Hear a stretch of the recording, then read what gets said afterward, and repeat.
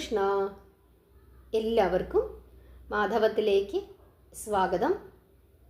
2025 October മാസം 7-ാം തീയതി ഭാരതീയർ വാൽമീകി ജയന്തിയായിട്ടാണ് ആഘോഷിക്കുന്നത്.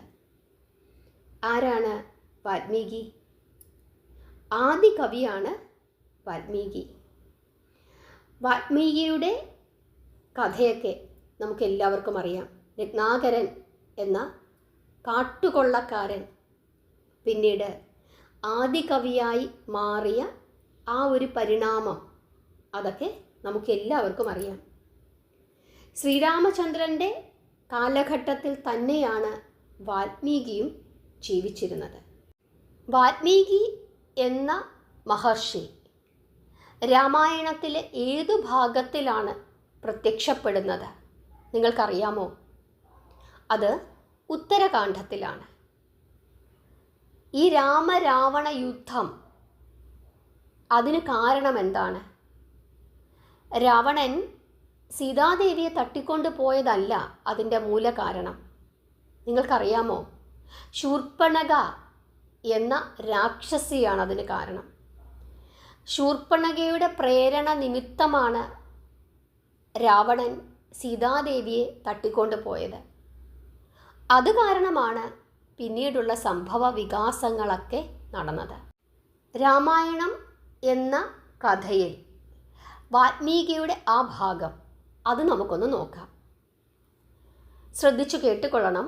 അവസാനം വരെ കേട്ടിട്ട് നിങ്ങളുടെ അഭിപ്രായങ്ങൾ എല്ലാവരും പറയണം. വീഡിയോ ഇഷ്ടപ്പെടുന്നുണ്ടെങ്കിൽ നിങ്ങൾ ലൈക്ക് ചെയ്യുകയും ചെയ്യണം. നമുക്കറിയാം രാമരാവണ യുദ്ധം. രാവണനെ വധിച്ചതിനു ശേഷം ശ്രീരാമചന്ദ്രൻ അയോധ്യയിൽ എത്തിച്ചേർന്നു. ശ്രീരാമചന്ദ്രൻ രാജാവായി. അതിനുശേഷം വീരഹനുമാൻ്റെ ആ കഥ, വീരഹനുമാൻ്റെ ഭക്തി അതൊക്കെ പ്രകടിപ്പിക്കുന്ന ആ ഭാഗം അതൊക്കെ നമ്മൾ പറഞ്ഞു കഴിഞ്ഞു. അതിനുശേഷം ഏകദേശം 7000 വർഷത്തോളം രാമനും സീതയും ഒന്നിച്ച് അയോധ്യയിൽ താമസിച്ചു എന്നാണ് വാൽമീകി രാമായണം പറയുന്നത്. ഞാനിനി ഈ പറയുന്ന കഥ അത് വാൽമീകി രാമായണത്തിലുള്ള കഥയാണ്. അതുകൊണ്ട് അത് വളരെ ശ്രദ്ധയോടുകൂടി നിങ്ങൾ കേൾക്കണം. അങ്ങനെ ഏകദേശം 7000 വർഷത്തോളം രാമനും സീതയും സന്തോഷത്തോടുകൂടി താമസിക്കുന്നു. അങ്ങനെ ഇരിക്കുന്ന സമയത്ത് ഒരു ദിവസം ശ്രീരാമചന്ദ്രൻ തൻ്റെ മന്ത്രിമാരെയൊക്കെ കൊട്ടാരത്തിലേക്ക് വിളിച്ചു വരുത്തുന്നു. എന്നിട്ട് പ്രജകളുടെ ക്ഷേമത്തെപ്പറ്റി അന്വേഷിക്കുന്നു. ആ സമയത്ത് മന്ത്രിമാരെല്ലാവരും തല കുനിച്ചിരിക്കുന്നു, ഒന്നും മിണ്ടുന്നില്ല. ഉടനെ തന്നെ രാമൻ പ്രധാനപ്പെട്ട മന്ത്രിയോട് ചോദിക്കുന്നു, എന്തുകൊണ്ടാണ് നിങ്ങളൊന്നും മിണ്ടാത്തത്? എന്തിനാണ് തല കുനിച്ച് ഇരിക്കുന്നത്? പ്രജകൾക്കൊക്കെ ക്ഷേമമല്ലേ? എന്താണ് അവരുടെ അഭിപ്രായം? ഈ രീതിയിൽ ചോദിക്കുന്നു. ഉടൻ തന്നെ അതിലെ പ്രധാനപ്പെട്ട മന്ത്രി തല ഉയർത്തിയിട്ട് രാമനോട് പറയുകയാണ്, ദശരഥ മഹാരാജാവിൻ്റെ കാലഘട്ടത്തിൽ ജനങ്ങൾ സ്വർണ്ണപാത്രത്തിലായിരുന്നു ആഹാരം കഴിച്ചിരുന്നത്. അത്ര ഐശ്വര്യമായിരുന്നു. പക്ഷേ ഇപ്പോൾ അയോധ്യയിൽ പട്ടിണിയാണ്, ദാരിദ്ര്യമുണ്ട്. ഇങ്ങനെ ഈ മന്ത്രി പറയുന്നു. രാമന് വലിയ വിഷമമായി. രാമൻ ചോദിക്കുകയാണ്, പട്ടിണിയോ? അതെങ്ങനെ സംഭവിക്കുന്നു? ഇങ്ങനെ ചോദിച്ചപ്പോൾ ഈ മന്ത്രി പറയുകയാണ്, രാജാവിന് പുണ്യമുണ്ടെങ്കിൽ അതിൻ്റെ പുണ്യം ജനങ്ങൾക്കും ലഭിക്കും. ഇവിടെ രാജാവിന് പാപം സംഭവിച്ചിരിക്കുന്നു. അതുകൊണ്ടാണ് ജനങ്ങൾ ഇത്രയും കഷ്ടപ്പാട് അനുഭവിക്കേണ്ടി വരുന്നത്. ഇങ്ങനെ ഈ മന്ത്രി പറയുകയും മറ്റു മന്ത്രിമാരെല്ലാവരും അതിനെ ശരിവെക്കുകയും ചെയ്യുന്നു. ശ്രീരാമചന്ദ്രന് വലിയ വിഷമമായി. എന്തുകൊണ്ടാണ് ഇങ്ങനെയൊരു പാപം താൻ ചെയ്തത് എന്ന് എല്ലാവരും പറയുന്നത്? അതിനുവേണ്ടി എന്തു പാപമാണ് താൻ ചെയ്തത്? പിന്നീടുള്ള ദിവസങ്ങൾ രാമന് ശരിക്കുണ്ണാനോ ഉറങ്ങാനോ പോലും കഴിഞ്ഞില്ല. അങ്ങനെ വളരെ വിഷമത്തോടു കൂടി അദ്ദേഹം നദിയുടെ തീരത്ത് ഇരിക്കുന്ന സമയത്ത് തൊട്ട് അപ്പുറത്തായിട്ട് മാറി ഒരു അലക്കുകാരനും അയാളുടെ അമ്മായിയച്ഛനും തമ്മിൽ സംസാരിക്കുന്നത് കേൾക്കുന്നു. ഈ അലക്കുകാരനും അമ്മായിയച്ഛനും രാമനെ കാണുന്നില്ല. അവർ സംസാരിക്കുകയാണ്. പക്ഷേ അവരുടെ സംസാരം രാമൻ കേൾക്കുന്നുണ്ട്. ഈ അമ്മായിയച്ഛൻ മരുമോനോട് ചോദിക്കുകയാണ്, നീ എന്തിനാണ് എൻ്റെ മകളെ ഇങ്ങനെ ഉപദ്രവിക്കുന്നത്? നീയൊരു നല്ല കുടുംബത്തിൽ പിറന്നവനല്ലേ, നിൻ്റെ അച്ഛനും ശ്രേഷ്ഠനാണ്, അതുകൊണ്ടാണ് എൻ്റെ മകളെ അങ്ങോട്ടേക്ക് വിവാഹം കഴിച്ചു തന്നത്. പക്ഷേ നീ നിരന്തരം എൻ്റെ മകളെ ഉപദ്രവിക്കുന്നു. ഇന്നലെ രാത്രി അവൾ പേടിച്ച് വിറച്ചാണ് എൻ്റെ വീട്ടിലേക്ക് ഓടിക്കയറി വന്നത്. നീ ചെയ്യുന്നത് ഒട്ടും ശരിയല്ല. ഇങ്ങനെ ഈ അമ്മായിയച്ഛൻ മരുമകനോട് പറയുന്നു. ഉടൻ തന്നെ ഈ മരുമകൻ ചോദിക്കുകയാണ് അമ്മായിയച്ഛനോട്, നിങ്ങളുടെ മകൾ എന്തു വിശ്വസിച്ചിട്ടാണ്, ആര് സഹായിക്കാൻ കാണും എന്നുദ്ദേശിച്ചിട്ടാണ് രാത്രിയിൽ ഇറങ്ങിപ്പോന്നത്? രാമൻ ഒരുപക്ഷെ സീതയെ സ്വീകരിക്കുമായിരിക്കും. കുറേ കാലം രാവണൻ്റെ കൂടെ കഴിഞ്ഞിട്ട് തിരിച്ചു വന്നപ്പോൾ വീട്ടിലേക്ക് കയറ്റിയില്ലേ, ഇപ്പോൾ ദേ ആ സീതയുമായി സന്തോഷിച്ച് ഉല്ലസിച്ച് താമസിക്കുന്നു. എനിക്കതിന് സാധിക്കത്തില്ല. രാമൻ രാജാവാണ്, അതുകൊണ്ട് അതൊക്കെ സംഭവിക്കും. പക്ഷെ ഞാൻ അങ്ങനെയല്ല. രാത്രി പാതിരാത്രിക്ക് ഒറ്റയ്ക്ക് വീട്ടിൽ നിന്നും ഇറങ്ങിപ്പോയ ഭാര്യയെ സ്വീകരിക്കാൻ ഞാൻ തയ്യാറല്ല. നിങ്ങളുടെ വീട്ടിൽ തന്നെ നിന്നോട്ടെ എന്ന് ഈ മരുമകൻ അമ്മായിയച്ഛനോട് പറയുന്നു. അമ്മായിയച്ഛൻ ഒന്നും മിണ്ടാതെ തലകുനിച്ച് അങ്ങ് പോവുകയും ചെയ്തു. ഈ സംഭാഷണം രാമൻ കേൾക്കുന്നു. അതോടുകൂടി രാമന് വലിയ വിഷമമായി. എന്താണ് ആളുകൾ ഇങ്ങനെയൊക്കെ സംസാരിക്കുന്നത് എന്ന് രാമന് മനസ്സിലാകുന്നു. ആ സമയത്ത് സീതാദേവി അന്തഃപുരത്തിൽ ഇരിക്കുകയാണ്. സീതാദേവിക്ക് ആ സമയം 5 മാസം ഗർഭമുണ്ട്. ഗർഭിണിയാണ് 5 മാസം. തോഴിമാർ സീതാദേവിയെ ഇങ്ങനെ ഒരുക്കുകയാണ്. ആ സമയത്ത് ഒരു തോഴി സീതയോട് ചോദിക്കുന്നു, 10 തലയും 20 കൈകളുമുള്ള രാവണൻ എങ്ങനെയിരിക്കും? ഉടനെ ദേവി പറയുകയാണ്, ഞാൻ കണ്ടിട്ടില്ല, ആ ദുഷ്ടനെ ഞാൻ കണ്ടിട്ടില്ല. പിന്നെ അവൻ്റെ നിഴൽ ഞാൻ കണ്ടിട്ടുണ്ട്. അത് കടലിൽ അവൻ്റെ നിഴൽ പതിച്ചപ്പോൾ ആ നിഴൽ ഞാൻ കണ്ടു, അല്ലാതെ ഞാൻ അവനെ നേരിട്ട് കണ്ടിട്ടില്ല എന്ന് സീത ഈ തോഴിയോട് പറയുന്നു. ഉടനെ ഈ തോഴി പറയുകയാണ്, നിഴലെങ്കിലും കണ്ടല്ലോ, ഞങ്ങൾ അതുപോലും കണ്ടിട്ടില്ല. അതുകൊണ്ട് ദേവി ഞങ്ങൾക്കൊന്ന് വരച്ചു കാണിച്ചു തരാമോ എന്ന് ചോദിക്കുന്നു. ഈ നിഴലിൽ കണ്ട ആ രാവണൻ്റെ ചിത്രം ഭാഗ്യദോഷം കൊണ്ട്, കഷ്ടകാലം കൊണ്ട് സീത വെറും നിലത്ത് വരച്ചു കാണിക്കുന്നു. അങ്ങനെ കുറച്ചു സമയം കഴിഞ്ഞപ്പോൾ സീതാദേവിക്ക് ഒരു വല്ലാത്ത ക്ഷീണം തോന്നുകയും ഗർഭിണിയാണല്ലോ, ഗർഭത്തിൻ്റെ ആലസ്യം കൊണ്ട് ആ തറയിൽ അങ്ങ് വീണ് ഉറങ്ങുകയും ചെയ്യുന്നു. അങ്ങനെ അവിടെ കിടന്നുറങ്ങുന്ന ആ സമയത്താണ് രാമൻ അവിടേക്ക് വരുന്നത്. രാമൻ കരഞ്ഞുകൊണ്ടാണ് വരുന്നത്. സീതയെപ്പറ്റി എന്തിനാണ് ആളുകൾ ഇങ്ങനെയൊക്കെ പറയുന്നത്? സീതയ്ക്ക് വലിയ ആപത്ത് സംഭവിച്ചിരിക്കുന്നു, എന്തു ചെയ്യും? ഇങ്ങനെയൊക്കെ ഓർത്ത് കരഞ്ഞുകൊണ്ടാണ് രാമൻ അന്തഃപുരത്തിലേക്ക് വരുന്നത്.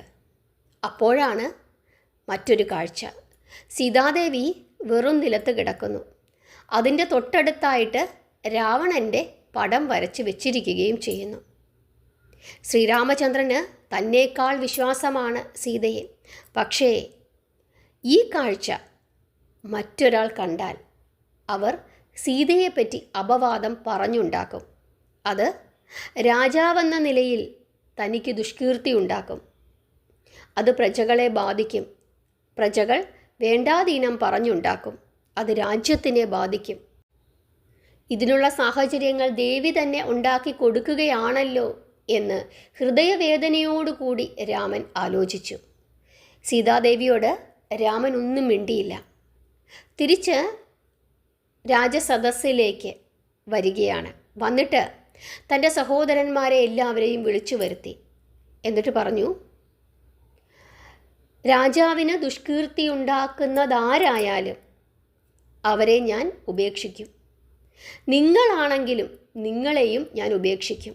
കാരണം രാജാവിന് ജനങ്ങളാണ് മുഖ്യം. അവിടെ കുടുംബത്തിന് യാതൊരു സ്ഥാനവുമില്ല. അതുകൊണ്ട് തന്നെ സീതയെ ഞാൻ ഉപേക്ഷിക്കുകയാണ്. ഇങ്ങനെ രാമൻ ഈ 3 സഹോദരന്മാരോടും പറയുന്നു. ഇടിവെട്ടേറ്റതുപോലെയായി ഈ 3 സഹോദരങ്ങളും. കരയുകയാണ് ലക്ഷ്മണൻ. കരഞ്ഞുകൊണ്ട് ചോദിക്കുകയാണ്, എന്തിനാണ് ജ്യേഷ്ഠത്തെ ഉപേക്ഷിക്കുന്നത്? അങ്ങനെ ഉപേക്ഷിച്ചാൽ മഹാലക്ഷ്മിയെ ഓടിച്ചു വിടുന്നതിന് തുല്യമാകും. ജ്യേഷ്ഠന് ജ്യേഷ്ഠത്തിയെ വേണ്ടെങ്കിൽ വേണ്ട, മറ്റൊരു വീട്ടിൽ താമസിച്ചോട്ടെ, അതിനെന്തിനാണ് ഇവിടെ നിന്നും പറഞ്ഞു വിടുന്നത്? ഇങ്ങനെ കരഞ്ഞുകൊണ്ട് ചോദിക്കുകയാണ് ലക്ഷ്മണൻ. പക്ഷേ ഇനി സീതയെപ്പറ്റി ഇവിടെ ആരും സംസാരിക്കേണ്ട, ഇതെൻ്റെ തീരുമാനമാണ് എന്ന് രാമൻ കടുപ്പിച്ചു പറഞ്ഞു. ഈ സമയത്ത് സീതാദേവി അന്തഃപുരത്തിൽ ഇതൊന്നും അറിയാതെ ഇരിക്കുകയാണ്. അവിടേക്ക് ലക്ഷ്മണൻ കടന്നു വരുന്നു. ലക്ഷ്മണനെ കണ്ടതും സീതയ്ക്ക് വലിയ സന്തോഷമായി. ലക്ഷ്മണനെ അടുത്തേക്ക് വിളിച്ച് അടുത്തിരുത്തി വിവരങ്ങളൊക്കെ ചോദിക്കുകയാണ്. എന്താണ് ലക്ഷ്മണ, ഇത്രയും കാലം എന്നെ കാണാൻ ഇങ്ങോട്ടേക്ക് വരാതിരുന്നത്? ഞാൻ കാട്ടിൽ വെച്ച് ചില അപ്രിയ വാക്കുകളൊക്കെ പറഞ്ഞതുകൊണ്ടാണോ എന്നെ കാണാൻ ഇതുവരെ വരാതിരുന്നത്? ഇങ്ങനെയൊക്കെ സീതാദേവി ചോദിക്കുന്നു. അപ്പോൾ ലക്ഷ്മണൻ പറയുകയാണ്, അവിടുന്ന് ഇപ്പോൾ എൻ്റെ ജ്യേഷ്ഠത്തി മാത്രമല്ല, രാജാവിൻ്റെ പത്നി കൂടിയാണ്. ആ നിലയ്ക്ക് അവിടുന്ന് വിളിച്ചാലല്ലാതെ എനിക്കിങ്ങോട്ടേക്ക് വരാൻ സാധിക്കുകയില്ല എന്ന് ലക്ഷ്മണൻ പറഞ്ഞു. ഉടൻ തന്നെ സീതാദേവി ചോദിക്കുകയാണ്, എന്നിട്ടിപ്പോൾ എന്തിനാണ് വന്നത് എന്ന് ചോദിക്കുന്നു. അപ്പോൾ പറയുകയാണ്, രാമൻ പറഞ്ഞു വിട്ടിട്ട് തന്നെയാണ് വന്നത്.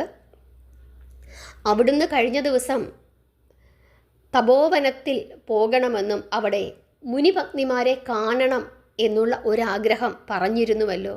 അതുകൊണ്ട് നമുക്ക് ഉടൻ തന്നെ പുറപ്പെടണം, എല്ലാവരെയും കാണാം, അവർക്ക് കൊടുക്കാനുള്ള ചില വസ്ത്രങ്ങളും ആഭരണങ്ങളുമൊക്കെ എടുത്തുകൊള്ളുക, എന്നിട്ട് നമുക്ക് പോകാമെന്ന് ലക്ഷ്മണൻ പറയുന്നു. സീതയ്ക്ക് വലിയ സന്തോഷമായി. കാരണം കഴിഞ്ഞ ദിവസം രാമനോട് ഇങ്ങനെയൊരു ആഗ്രഹം പറഞ്ഞതേ ഉള്ളൂ, പെട്ടെന്ന് തന്നെ രാമന് ആഗ്രഹം സാധിച്ചു തന്നിരിക്കുന്നു എന്നോർത്ത് പാവം സീതാദേവിക്ക് വലിയ സന്തോഷമായി. എന്നിട്ട് അകത്ത് പോയി വേണ്ട സമ്മാനങ്ങളൊക്കെ എടുത്തുകൊണ്ട് വരികയാണ്. അപ്പോൾ ലക്ഷ്മണൻ പറയുകയാണ്, ഈ വസ്ത്രത്തിൽ, ഈ വേഷത്തിൽ നമുക്ക് പോകണ്ട. കാരണം ദേവിയും ഞാനും സുമന്ത്രരും മാത്രമാണ് പോകുന്നത്. അതുകൊണ്ട് രഹസ്യവേഷം ധരിച്ചു പോകാം.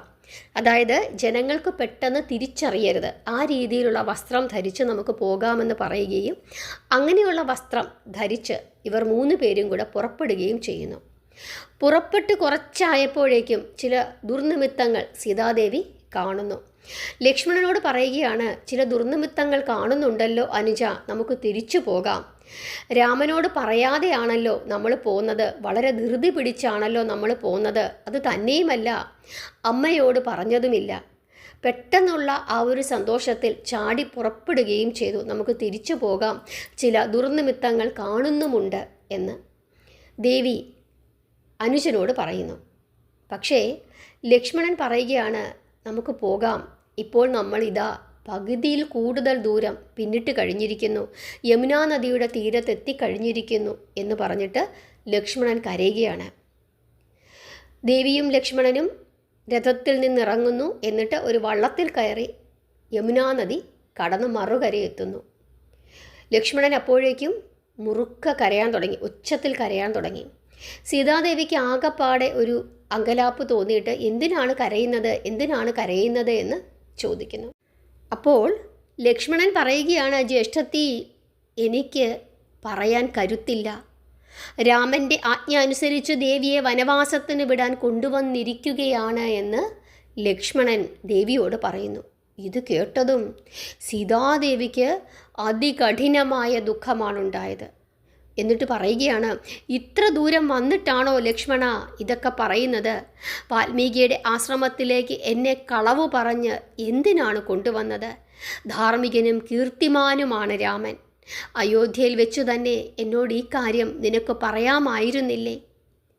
എനിക്ക് അദ്ദേഹത്തിൻ്റെ ഹൃദയത്തിൽ ഒരു സ്ഥാനമില്ലെങ്കിൽ പിന്നെ എന്തിനാണ് എന്നെ അപമാനിച്ചത്?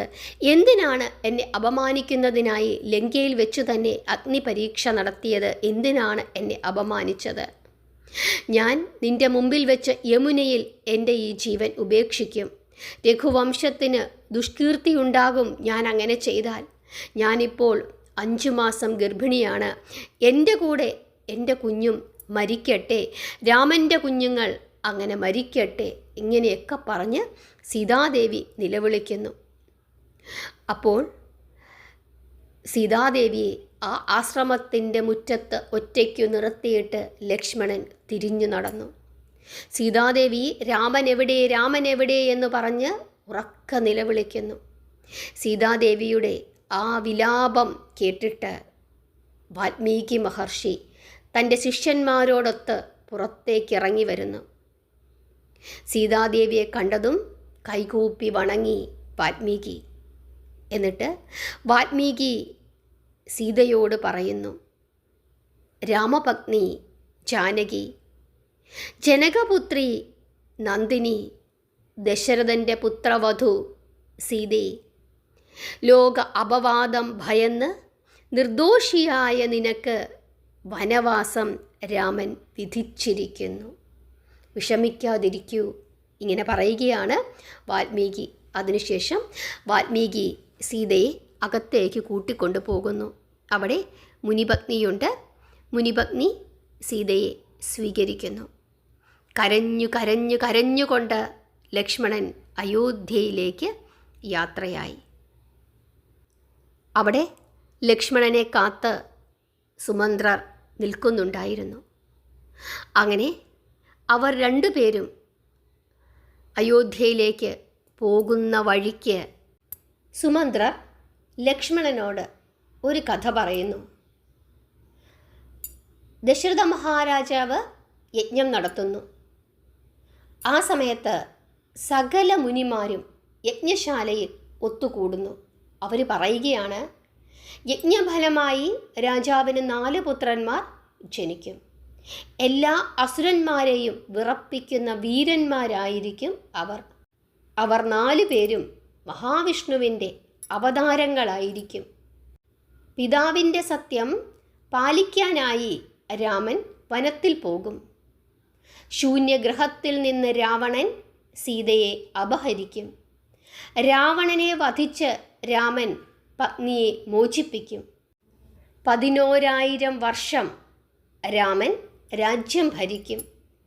7,000 വർഷം കഴിയുമ്പോൾ രാമൻ സീതയെ ഉപേക്ഷിക്കും. ദുർവാസാവ് വാതുക്കൽ വന്നു നിൽക്കുന്നു എന്ന് പറയുന്ന ലക്ഷ്മണനെ രാമൻ ഉപേക്ഷിക്കും. ഈ കാര്യം ദശരഥ മഹാരാജാവ് എന്നോട് പറഞ്ഞിട്ടുണ്ട്. ആരോടും പറയരുത് എന്ന് അദ്ദേഹം എന്നോട് പ്രത്യേകം പറഞ്ഞിട്ടുണ്ടായിരുന്നു. അങ്ങനെ പറഞ്ഞ രാജാവ് ഇന്ന് സ്വർഗസ്ഥനായി. ഇനി എനിക്ക് പറയാം, ലക്ഷ്മണ, ഇത് വിധിയാണ്. നിന്നെയും രാമൻ ഉപേക്ഷിക്കും. അതുകൊണ്ട് സീതയുടെ കാര്യമോർത്ത് നീ വിഷമിക്കണ്ട. ഇങ്ങനെ സുമന്ത്രർ ലക്ഷ്മണനോട് പറയുന്നു. സുമന്ത്രരെ, അങ്ങ് ഇങ്ങനെയൊക്കെ പറഞ്ഞാലും എൻ്റെ വിഷമം മാറില്ല. എന്തിനാണ് ജ്യേഷ്ഠത്തിയെ ആദ്യം ഉപേക്ഷിച്ചത്? ആദ്യം എന്നെ ഉപേക്ഷിച്ചാൽ മതിയായിരുന്നു. എനിക്ക് സഹിക്കുവാൻ സാധിക്കുന്നില്ല എന്ന് പറഞ്ഞ് കരയുകയാണ് വീണ്ടും വീണ്ടും ലക്ഷ്മണൻ. അങ്ങനെ അവർ രണ്ടുപേരും അയോധ്യയിൽ എത്തിച്ചേർന്നു. രാമൻ്റെ സമീപത്തെത്തി. ദുഃഖം കൊണ്ട് രണ്ടുപേരുടെയും തല പൊങ്ങുന്നില്ല. രാമൻ അവരോട് ചോദിക്കുന്നു, സീതയെ എവിടെ കൊണ്ടു ചെന്നു വിട്ടു? എന്നെ വിട്ട് ഒരു ദിവസം പോലും സീത താമസിച്ചിട്ടില്ല. ജനങ്ങൾക്ക് വേണ്ടി ഞാൻ സീതയെ ഉപേക്ഷിച്ചു. പക്ഷേ എനിക്ക് സഹിക്കുവാൻ സാധിക്കുന്നില്ല. ഇപ്പോൾ രാജ്യവും ധനവും ഒന്നും വേണ്ട എന്ന തോന്നലാണ് എനിക്ക്. ചുറ്റും അന്ധകാരം മാത്രം. സീതയില്ലാതെ എനിക്ക് ജീവിക്കുവാൻ സാധിക്കുകയില്ല.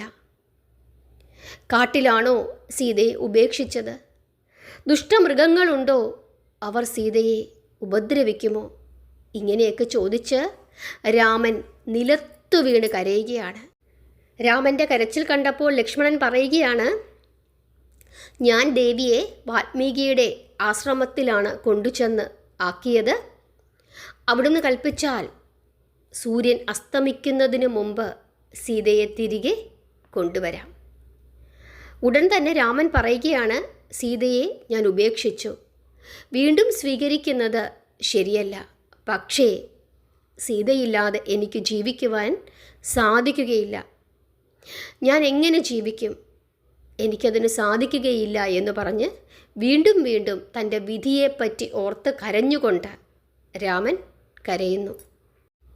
ജനങ്ങൾക്ക് വേണ്ടി സീതയെ ഉപേക്ഷിച്ചു രാമനെങ്കിലും പിന്നീട് ശരിയായ രീതിയിൽ രാമന് രാജ്യം ഭരിക്കുവാൻ സാധിച്ചിരുന്നില്ല. 7 ദിവസമായി ജ്യേഷ്ഠത്തിയെ ഉപേക്ഷിച്ചിട്ട്. പക്ഷേ രാജ്യകാര്യങ്ങളിലൊന്നും രാമൻ വേണ്ട വിധത്തിൽ ശ്രദ്ധ കേന്ദ്രീകരിക്കുന്നില്ല എന്ന് ലക്ഷ്മണന് തോന്നി. അത് ശരിയാകില്ല എന്ന് മനസ്സിലാക്കിയ ലക്ഷ്മണൻ രാമൻ്റെ അടുത്ത് ചെന്നിട്ട്, ജ്യേഷ്ഠത്തിയെ ഉപേക്ഷിച്ചിട്ട് 7 ദിവസമായി, പക്ഷേ രാജ്യകാര്യങ്ങളിലൊന്നും അങ്ങ് ശ്രദ്ധിക്കുന്നില്ല. അങ്ങ് രാജാവാണ്, ജനങ്ങൾക്ക് വേണ്ടിയാണ് ജ്യേഷ്ഠത്തിയെ ഉപേക്ഷിച്ചത്. പക്ഷേ ഇപ്പോൾ അങ്ങ് ചെയ്യുന്നത് നീതിയല്ല, രാജാവിനു ചേർന്ന കാര്യമല്ല അങ്ങിപ്പോൾ ചെയ്യുന്നത് എന്ന് ലക്ഷ്മണൻ രാമനോട് പറയുന്നു. രാമന് അത് മനസ്സിലാകുന്നു.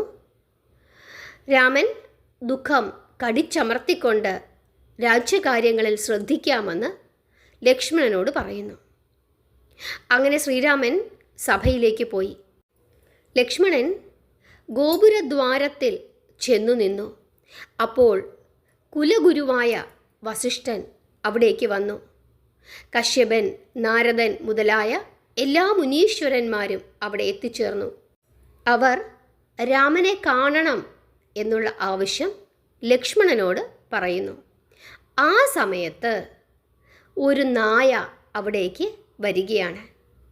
കണ്ണു ചുവന്ന് സർവാംഗം വെളുത്ത് നടന്നും വിശന്നും തളർന്ന ഒരു നായ. 3 കാലിൽ ആ നായ നടക്കുന്നു. ഒരു കാൽ ഒടിഞ്ഞു പോയിരിക്കുന്നു. ആ നായയുടെ ശരീരത്തിൽ ആരോ അടിച്ചിരിക്കുന്നു. ശരീരം മുഴുവൻ പൊട്ടി രക്തമൊലിക്കുന്നു. ആ നായ ലക്ഷ്മണനെ നമസ്കരിച്ചു. ലക്ഷ്മണൻ ചോദിച്ചു, എന്തിനാണ് ഇങ്ങോട്ടേക്ക് വന്നത്? ഉടനെ ഈ നായ പറയുകയാണ്, എൻ്റെ ദുഃഖം രാമനോട് പറയാനാണ് വന്നത്. രാമൻ അനുവദിച്ചാൽ എൻ്റെ ദുഃഖം രാജസഭയിൽ ചെന്ന് പറയണം എന്നാണ് എൻ്റെ ആഗ്രഹം. ഉടൻ തന്നെ ലക്ഷ്മണൻ സഭയിലേക്ക് വരികയും ഒരു നായ കാണാൻ വന്നു നിൽക്കുന്നു എന്നുള്ള കാര്യം പറയുകയും ചെയ്തു. രാമൻ ആ നായയെ അകത്തേക്ക് കൂട്ടിക്കൊണ്ടുവരാൻ പറയുന്നു. അങ്ങനെ ഈ നായ രാമൻ്റെ മുമ്പിൽ ചെന്നു നിന്ന് ഇങ്ങനെ പറയാൻ തുടങ്ങി, അങ്ങ് വിഷ്ണുവും ബ്രഹ്മാവും മഹേശ്വരനും വരുണനും കുബേരനും എല്ലാമാണ്. സൂര്യനും ചന്ദ്രനും ദിക്പാലകന്മാരും എല്ലാം അങ്ങു തന്നെയാണ്. 3 ലോകങ്ങളെയും ധന്യമാക്കിയ അവതാരമാണ് അങ്ങ്. അങ്ങയെ കണ്ടതിനാൽ എൻ്റെ ജന്മം സഫലമായി. ഇങ്ങനെ രാമനെ ആദ്യം തന്നെ സ്തുതിച്ചു.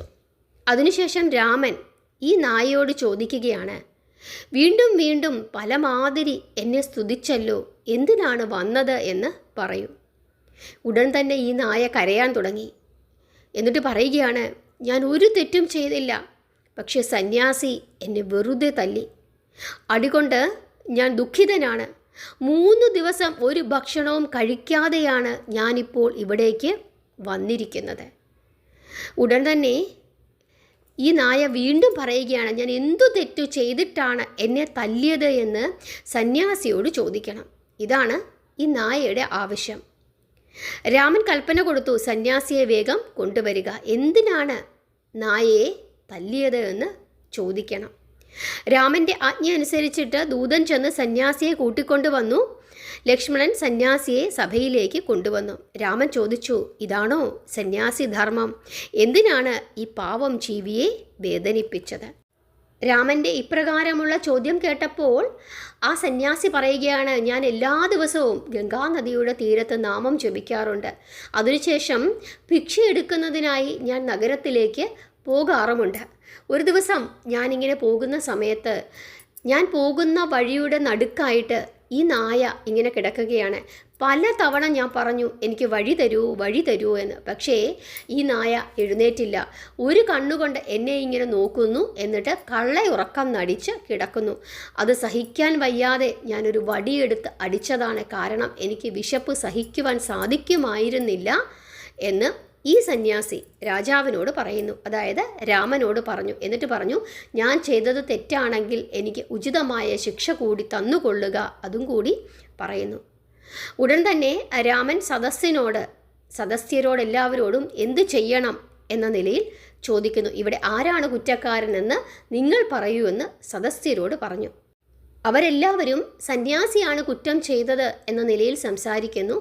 വളരെ തിരക്കായിരുന്നുവെങ്കിൽ ഒരരികിലൂടെ പോകാമായിരുന്നില്ലേ? രാജാവൊന്നുമല്ലല്ലോ ഇങ്ങനെയൊക്കെ ചെയ്യാൻ എന്ന നിലയിൽ ഈ സദസ്യർ പറയുകയാണ്. ഉടൻ തന്നെ രാമൻ ചോദിക്കുന്നു, ശാസ്ത്രവിധി അനുസരിച്ച് സന്യാസിക്ക് എന്തു ശിക്ഷയാണ് കൊടുക്കേണ്ടത്? ഉടനെ സദസ്യരെല്ലാവരും പറയുകയാണ്, ഗംഗാസ്നാനം നിരോധിക്കുക, അതാണ് സന്യാസിക്കുള്ള ഉചിതമായ ശിക്ഷ എന്ന് ഈ സദസ്യരെല്ലാവരും രാമനോട് പറയുന്നു. ഇത് കേട്ടതും നായ പറയുകയാണ്, അങ്ങനെ ചെയ്യരുത്, സന്യാസിക്ക് അങ്ങനെ ശിക്ഷ കൊടുക്കരുത്. ഞാൻ അപേക്ഷിക്കുന്നു, എന്തെങ്കിലും ഒരു സമ്മാനം വേണം സന്യാസിക്ക് കൊടുക്കേണ്ടത്. എന്നിട്ട് ഈ നായ പറയുകയാണ്, കാലജ്ഞര എന്ന ദേശത്തിലെ രാജ്യഭാരം വേണം ഈ സന്യാസിക്ക് കൊടുക്കേണ്ടത് എന്ന് ഈ നായ രാമനോട് പറയുന്നു. നായ പറഞ്ഞത് കേട്ടപ്പോൾ സദസ്യരെല്ലാവരും ചിരിച്ചു. അങ്ങനെ രാമൻ ആ ശിക്ഷ, അതായത് ആ രാജ്യത്തിലെ രാജാവാക്കി ഈ സന്യാസിയെ മാറ്റി. സന്യാസി ആനപ്പുറത്തു കയറി രാജാവായി ആ രാജ്യത്തിലേക്ക്, അതായത് കാലഞ്ചര എന്ന രാജ്യത്തിലേക്ക് പോയി. ആനപ്പുറത്ത് പോകുന്ന സന്യാസിയെ കണ്ട് ലോകം മുഴുവനും ചിരിച്ചു. കാരണം രാജാവിൻ്റെ വസ്ത്രമല്ല, ഒരു കൗപീനം മാത്രം ഉടുത്തുകൊണ്ട് ആനപ്പുറത്തിങ്ങനെ കയറിപ്പോവുകയാണ്. വെൺകൊറ്റക്കുടയും ആലവട്ടവുമൊക്കെ പിടിച്ചിട്ടുണ്ട്. ഉടൻ തന്നെ ഈ സദസ്യരെല്ലാവരും രാമനോട് ചോദിക്കുന്നു, ശിക്ഷിക്കാനാണ് സന്യാസിയെ കൊണ്ടുവന്നത്, എന്നിട്ടിപ്പോൾ രാജ്യത്തിന് അധികാരം കൊടുത്തു ദേ വിട്ടിരിക്കുന്നു, ഇതെന്തൊരു നീതി എന്ന് സദസ്യരെല്ലാവരും രാമനോട് ചോദിക്കുന്നു. അപ്പോൾ രാമൻ സദസ്സിനോടും ആ നായയോടുമായി പറയുന്നു, രാജാധികാരം നൽകിയത് പരാതിക്കാരനായ ഈ നായ പറഞ്ഞതുകൊണ്ടാണ്. എന്തിനാണ് അങ്ങനെയൊരു ശിക്ഷ കൊടുക്കണമെന്ന് ഈ നായ പറഞ്ഞത് എന്ന് നായയോട് തന്നെ ചോദിക്കുക. അങ്ങനെ രാമൻ പറഞ്ഞതനുസരിച്ചിട്ട് എല്ലാവരും നായയോട് ചോദിച്ചു, എന്തിനാണ് ഇത്തരത്തിലുള്ള ഒരു സമ്മാനം അത് കൊടുത്തത് എന്ന് ചോദിച്ചു. ഉടനെ ഈ നായ കൈകൂപ്പിക്കൊണ്ട് പറയുകയാണ്, കഴിഞ്ഞ ജന്മം ഞാൻ കാലഞ്ചര എന്ന രാജ്യത്തിലെ രാജാവായിരുന്നു. എല്ലാ ദിവസവും ഞാൻ ശിവപൂജ ചെയ്യാറുണ്ട്. നീലവർണ്ണത്തിലുള്ള ശിവലിംഗവും പീഠവും, മറ്റാർക്കും അത് പൂജ ചെയ്യാൻ അവകാശമില്ല. ഞാൻ എല്ലാ ദിവസവും പൂജ കഴിച്ചതിനു ശേഷം പൂജ കഴിച്ച പ്രസാദം ഞാൻ കഴിക്കാറുണ്ട്. എന്നിട്ടും എനിക്ക് ഈ നായയുടെ ജന്മമാണ് പിന്നീട് ലഭിച്ചത്. രാജാവിന് ശിവൻ്റെ ശാപം കിട്ടി. അടുത്ത ജന്മം നായായിരിക്കട്ടെ എന്ന് ശിവൻ എന്നെ ശപിച്ചിരിക്കുന്നു. അതുകൊണ്ട് തന്നെ ആ ദേശത്തിലെ ശിവൻ നിഷ്ഠൂരനാണ്. എനിക്ക് അങ്ങയെ കണ്ടതുകൊണ്ട് മോക്ഷം ലഭിക്കും. പക്ഷേ ആ സന്യാസിയുടെ കാര്യമാണ് കഷ്ടം. അയാൾ ഈ ജന്മം ആ രാജ്യത്തിലെ രാജാവായി ജീവിക്കുകയും അടുത്ത ജന്മം മഹാദേവൻ്റെ ശാപം നിമിത്തം നായയായി പിറക്കുകയും ചെയ്യും. എനിക്ക് അങ്ങയെ കണ്ടതുകൊണ്ട് മോക്ഷം കിട്ടി. പക്ഷേ ആ സന്യാസി അടുത്ത ജന്മം നായയായി പിറക്കുമ്പോൾ അയാൾക്ക് മോക്ഷം കിട്ടുകയില്ല. ഇങ്ങനെ പറയുകയാണ് ആ നായ. അതിനുശേഷം മുടന്തി ആ നായ വാരണാസിയിലേക്ക് പോയി. അവിടെ ചെന്ന് ഉപവാസം അനുഷ്ഠിച്ച് ശരീരം ത്യജിച്ച് അവസാനം മോക്ഷത്തിലേക്ക് എത്തുകയും ചെയ്തു. അത് ആ രാജ്യത്തിലെ ഒരു പ്രത്യേകതയാണ്.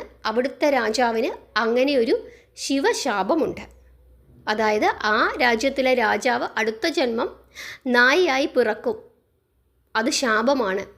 അതുകൊണ്ടാണ് ആ രീതിയിലൊരു ശിക്ഷ ആ സന്യാസിക്ക് കൊടുക്കണമെന്ന് ഈ നായ പറഞ്ഞത്. ഹരേ കൃഷ്ണ. നിങ്ങൾക്ക് ബോറടിച്ചോ? ഇങ്ങനെയൊരു കഥ വാൽമീകി രാമായണത്തിലുണ്ട്.